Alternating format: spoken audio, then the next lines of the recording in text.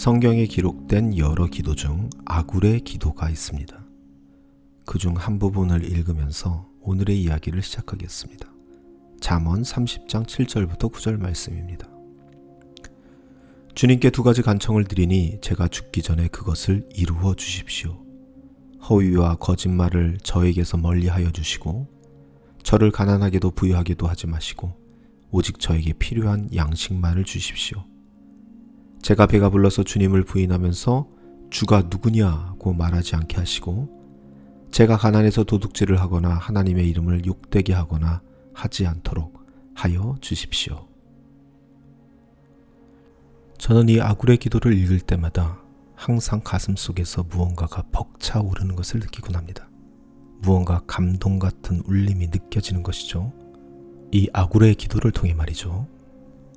허위와 거짓말을 멀리하게 하여 주시고 나를 가난하게도 부유하게도 하지 말라는 이 두 가지 기도. 이 아굴은 지금 이 기도가 죽기 전에 꼭 이루어지기를 기도하고 있습니다. 무언가 간절함이 느껴지는 말이죠. 거짓을 멀리한 삶, 너무 욕심내지 않는, 또한 너무 비루하지 않는 삶.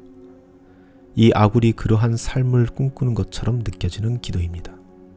그래서 일반적으로 이 아굴의 기도가 인용되는 곳은 항상 이러한 메시지들이 따릅니다. 이런 거죠. 거짓이 없는 삶을 꿈꾸는 아굴, 부하지도 가난하지도 않은 자족의 삶을 꿈꾸는 아굴.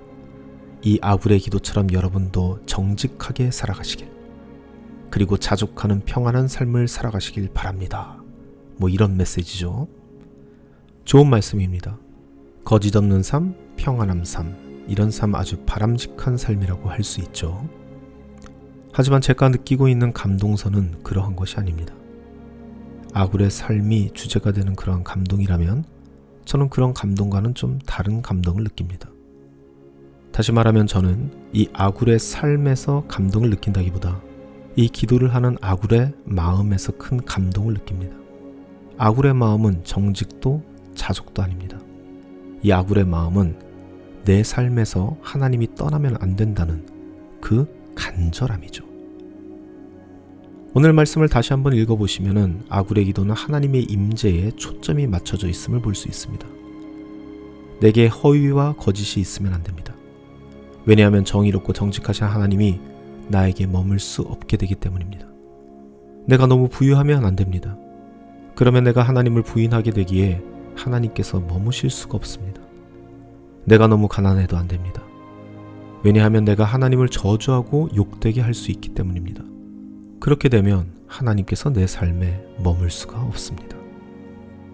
즉, 아굴의 관심은 자신의 삶이 아닌 바로 하나님 그 자체입니다. 그래서 이 아굴의 기도가 감동적인 것이죠.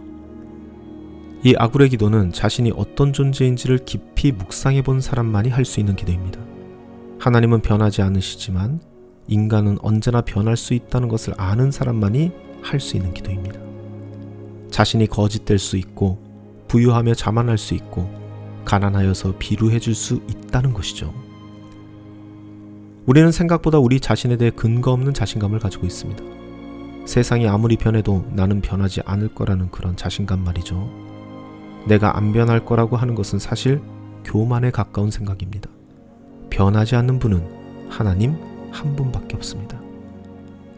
저도 여러분께 자주 말씀드리죠. 내가 안 변할 거라고 생각하지 말라고, 나를 믿지 말라고, 나도 내 자신을 못 믿는다고 말이죠. 우리 교회에 리더 그룹을 세운 이유도, 제가 교회 행정에 관여를 안 하려는 이유도 모두 그 때문이라고. 믿으려면 여기 있는 이 목사를 믿지 말고 하나님을 믿으시라고. 저 역시 아굴과 같은 생각을 가지고 있기 때문입니다. 우리는 변할 수 있습니다. 환경에 따라 적응되고 변질될 수 있는 것이 바로 사람이기 때문입니다. 사랑하는 성도 여러분, 내가 변하지 않을 것을 기대하기보다 변하지 않는 하나님이 나의 곁을 떠나지 않기를, 그렇게 간절히 소망할 수 있는 저와 여러분이 되시기를 간절히 소망합니다.